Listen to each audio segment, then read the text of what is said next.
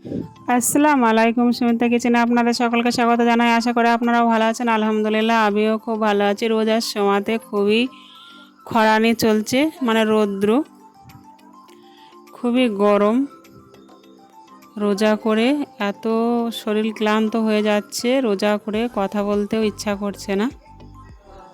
তো যাই হোক, রান্না তো করতেই হবে। রান্না না করলে ভোর রাতে সেহরি খাবো কী করে? তো তার জন্য আজকে আমি বাজার থেকে লাউ আনিয়ে নিয়েছি। গরমের সময়তে কিন্তু লাউ খাওয়া খুবই ভালো, ঠান্ডা শরীরের পক্ষে।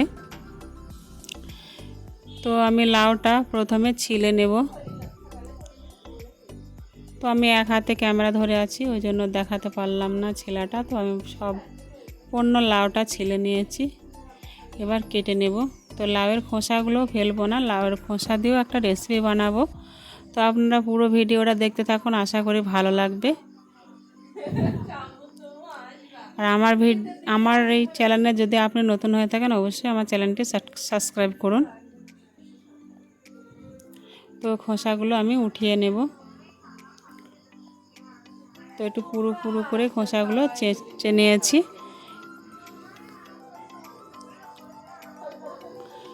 তো আমি হাফ আজকে রান্না করব, হাফ কালকে রান্না করব।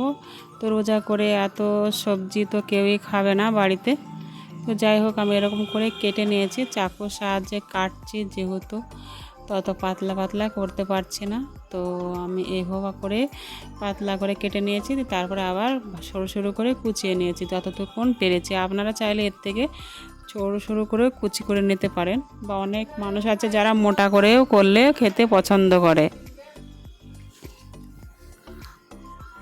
তো খোসাগুলো আমি একইভাবে কুচি করে নেব। তো দেখুন, খোসাগুলো কুচি করে নিয়েছি, দিয়ে চুলার পাড়ে সমস্ত জিনিস নিয়ে চলে এসেছি। এবার রান্না করে নেব। তো রান্না করাটা আপনাদের আমি দেখাতে পারছি না আজকে, তো রেডিটা আপনাদের সাথে শেয়ার করব। তো এখানে ইফতারের সমস্ত জিনিস আমি রেডি করে নিয়েছি, কেটে কুটে নিয়ে চলে এসেছি। তো যেগুলো নিয়েছি আপনাদের সাথে একটু শেয়ার করব।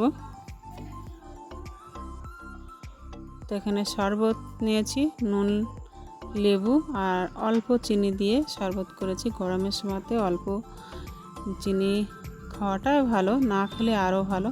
তো দেখুন, আমি লাউয়ের খোসাগুলো দিয়ে লাউয়ের পকোড়া করেছি। লাউয়ের খোসার পকোড়া, এখানে ছোলা ভুনেছি, ওখানে মাংস রান্না করেছি, আর ওখানে লাউ দিয়ে ডিম রান্না করেছি, আর এখানে সজনে ডাঁটার ঝোল। তো এখানে আমি শরবতটা, চিনিগুলো গলিয়ে নিচ্ছি। তো আমাদের এখানে ইফতার করতে বলে দিয়েছে, আমরা ইফতার করে নিচ্ছি।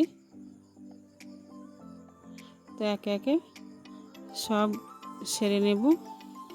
তো আলহামদুলিল্লাহ, যদি আমাদের এই ইফতারের ভিডিওটা যদি ভালো লেগে থাকে, অবশ্যই লাইক, কমেন্ট, শেয়ার, সাবস্ক্রাইব করবেন।